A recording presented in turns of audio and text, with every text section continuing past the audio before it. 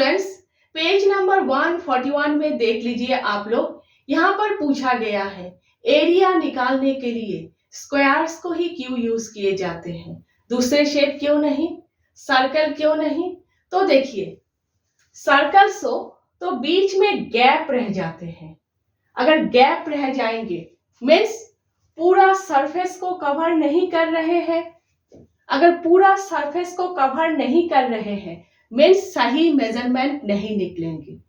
लेकिन अगर स्क्वायर्स हो तो देखिए एक दूसरे के साथ फिट है, कोई गैप नहीं, कोई ओवरलैप नहीं, पूरा सरफेस को कंप्लीटली कवर कर रहे हैं, मीन्स सही मेजरमेंट निकलेंगे। इसीलिए एरिया निकालने के लिए स्क्वायर्स को ही यूज किए जाते हैं। ठीक है।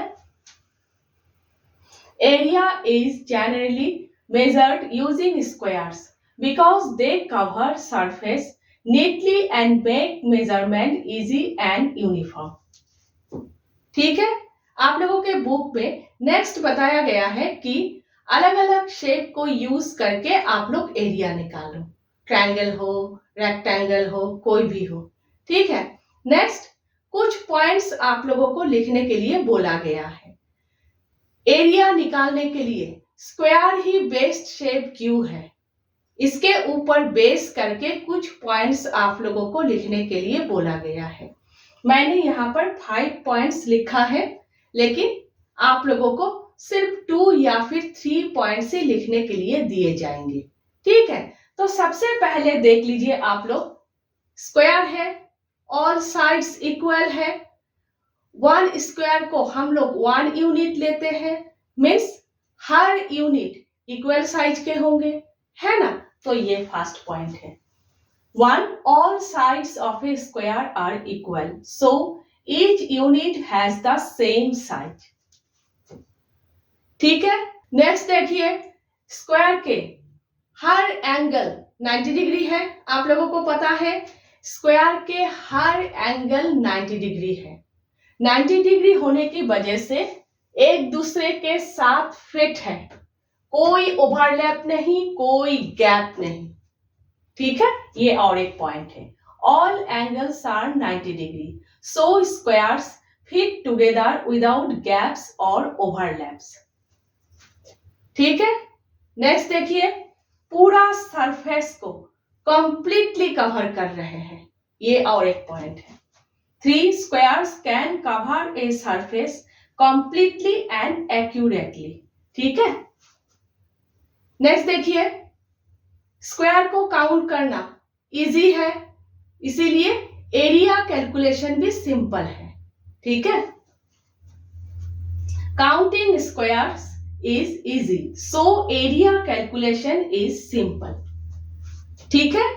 नेक्स्ट देखिए, स्क्वायर के यूनिट स्क्वायर मीटर या फिर सेंटीमीटर है, स्क्वायर के ऊपर बेस करके ही है। ठीक है। Units of area such as square centimetre and square metre are based on squares. ठीक है। समझ गए आप लोग। नेक्स्ट, आप लोगों के कॉरिडोर के बाहर जो फ्लोर है, फ्लोर और प्लेग्राउंड के एरिया निकालने के लिए आप लोगों से बोला गया है स्क्वायर मीटर में। ठीक है। आप लोग खुद से आइडिया लगा लीजिएगा। नेक्स्ट देख लीजिए, नीचे 1 क्वेश्चन दिया हुआ है, square grid paper means graph paper. आप लोग ग्राफ पेपर में अलग अलग रेक्टेंगल्स ड्राइंग कीजिए।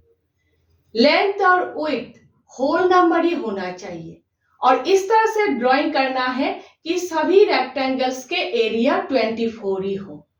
ठीक है। और जितने भी रेक्टेंगल्स आप लोग ड्राइंग करोगे, लास्ट में पूछा गया है सबसे ज्यादा पेरीमीटर किसका है, नेक्स्ट सबसे कम पेरीमीटर किसका है। ठीक है। मीन्स यहां पर एरिया भी चाहिए, पेरीमीटर भी चाहिए, है ना। तो एरिया इक्वल 24 स्क्वायर यूनिट्स, सभी रेक्टेंगल्स के एरिया 24 ही होना चाहिए। ठीक है। नेक्स्ट लिखना है लेंथ विड्थ पेरीमीटर, पेरीमीटर भी निकालना है ना। तो लेंथ विड्थ पेरीमीटर, लेंथ और विड्थ इस तरह से लेना है कि मल्टीप्लाई करने से 24 ही हो, क्योंकि एरिया रेक्टेंगल का एरिया क्या है, लेंथ इंटू विड्थ, ठीक है। तो लेंथ 1 विड्थ 24, ठीक है।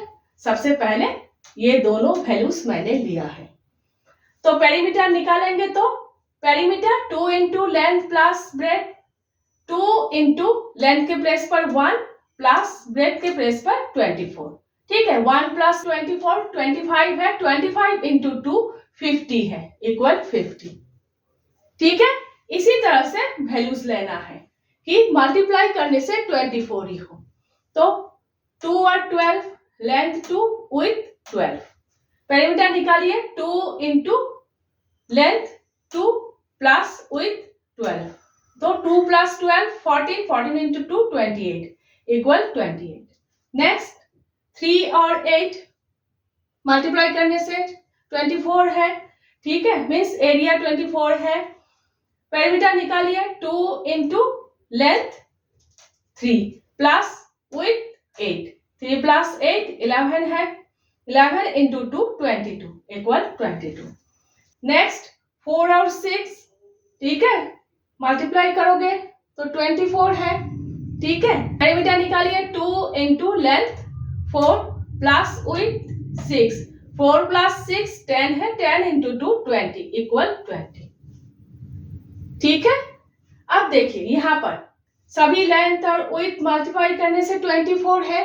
और एक बात देख लीजिए आप लोग, यहाँ देखिए सभी नंबर्स 24 के फैक्टर है ना। सभी नंबर्स से आप लोग यहाँ पर 24 को डिवाइड कर सकते हो, ठीक है। नेक्स्ट देखिए क्वेश्चन में क्या पूछा गया है, सबसे ज्यादा पेरीमीटर किसका है। तो देखिए लेंथ 1 विड्थ 24, 1 बाई 24 और पेरीमीटर 50, सबसे ज्यादा पेरीमीटर 1 बाई 24 इस रेक्टेंगल का है, ठीक है। The rectangle 1 by 24 has the greatest perimeter of 50 units. ध्यान रखिएगा, पेरीमीटर यूनिट्स, एरिया हो तो स्क्वायर यूनिट्स, ध्यान रखिएगा, ठीक है। नेक्स्ट क्वेश्चन है सबसे कम पेरीमीटर किसका है, ठीक है। तो देखिए 20, 4 बाई 6 पेरीमीटर 20, ठीक है। The rectangle 4 by 6 has the least perimeter of 20 units, ठीक है, समझ गए आप लोग। नेक्स्ट देख लीजिए पेज नंबर 142 में ऊपर एक और क्वेश्चन दिया हुआ है। सबसे पहले पूछा गया है 24 के प्लेस में अगर 32 हो तो आप लोगों का आंसर क्या होगा। मीन्स ग्राफ पेपर में अलग अलग रेक्टेंगल्स ड्राइंग करना है इस तरह से कि सभी रेक्टेंगल्स के एरिया इस बार 32 हो, लेंथ और विड्थ होल नंबर्स होना चाहिए इस बार भी, ठीक है। तो यहाँ पर आप लोगों ने जो प्रोसेस फॉलो किया है यहाँ पर भी सेम प्रोसेस आप लोगों को फॉलो करना है, ठीक है। तो area equal 32 square units, length width perimeter. Length और विड्थ इस तरह से लेना है कि मल्टीप्लाई करने से इक्वल 32 ही हो, है ना। एरिया लेंथ इंटू विड्थ, तो इस बार आप लोग समझ गए होंगे 32 के फैक्टर्स लेना है, लेंथ और विड्थ, है ना। तो लेंथ विड्थ, तो सबसे पहले 1 और 32, ठीक है। Perimeter 2 into length 1 breadth 32, 1 plus 32 33 है, 33 इंटू 2 66, ठीक है, इक्वल 66। नेक्स्ट 2 16, लेंथ 2 विड्थ 16, ठीक है। दोनों को मल्टीप्लाई करने से 32 है, पेरीमीटर 2 इंटू लेंथ ब्रेथ 16, दोनों को प्लस करने से 18 है, 18 इंटू 2 36, ठीक है, समझ गए। Next length 4 width 8। देखिए दोनों को मल्टीप्लाई करने से 32 है। पेरीमीटर निकालिए 2 इंटू लेंथ ब्रेथ है। दोनों को प्लस करने से 4 प्लस 8 12, 12 इंटू 2 24। ठीक है। नेक्स्ट, सबसे ज्यादा पेरीमीटर किसका है? 1/32 इस रेक्टेंगल का पेरीमीटर 66 है। Greatest perimeter 1/32 rectangle. सबसे कम पेरीमीटर किसका है? 4/8। ठीक है। पेरीमीटर क्या है? 24। तो लीस्ट पेरीमीटर 4/8 रेक्टेंगल। आप लोग इस तरह से भी लिख सकते हो और इस तरह लिखने से भी सही है। ठीक है। नेक्स्ट क्वेश्चन में पूछा गया है एरिया अगर गिवन हो तो ग्रेटेस्ट पेरीमीटर और लीस्ट पेरीमीटर क्या आप लोग प्रेडिक्ट कर सकते हो? हाँ, एरिया अगर गिवन हो मीन्स अगर दिया हुआ हो तो पहले से ही आप लोग ग्रेटेस्ट पेरीमीटर और लीस्ट पेरीमीटर अंदाजा लगा सकते हो, मीन्स प्रेडिक्ट कर सकते हो। Yes, for any given area it is possible to predict the shape of the rectangle with the greatest and least perimeter. ठीक है।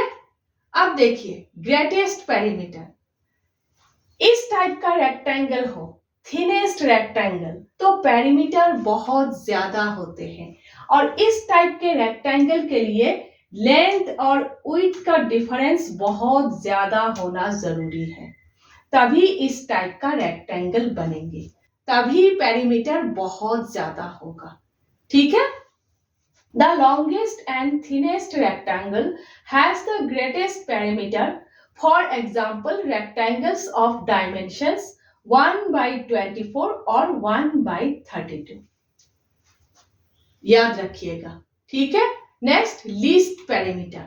तो देखिए इस टाइप का शेप हो, स्क्वायर या फिर स्क्वायर जैसा इस टाइप का शेप हो तो पेरीमीटर बहुत कम होते हैं और इस टाइप का शेप के लिए लेंथ और विड्थ का डिफरेंस बहुत कम होना जरूरी है। ठीक है। आप लोगों ने अभी किया 4/6 4/8। लेंथ और विड्थ का डिफरेंस बहुत कम होना जरूरी है, तभी इस टाइप का शेप बनेंगे, तभी पेरीमीटर बहुत कम होगा। ठीक है। The rectangle with sides closest in length, that is a square और nearly a square, has the least perimeter. For example rectangles of dimensions 4/6 और 4/8। ठीक है। आप लोगों के क्वेश्चन में लास्ट में पूछा गया है आप लोग ऐसा क्यों सोचते हो, कारण बताने के लिए बोला गया है। ठीक है। तो आप लोग देख रहे हो लेंथ और विड्थ के डिफरेंस जितना कम होते जाएंगे उतना ही शेप इससे इस टाइप का बनते जाएंगे और पेरीमीटर कम होते जाएंगे। मीन्स लेंथ और विड्थ के डिफरेंस जितना कम होते जाएंगे उतना ही पेरीमीटर कम होते जाएंगे। ठीक है। This is because as the difference between length and breadth decreases the perimeter also decreases. समझ गए आप लोग? अच्छे से आप लोगों को लिखना है, लिखने के ऊपर ही मार्क है। नेक्स्ट हम लोग एरिया ऑफ ए ट्रायंगल कर रहे हैं।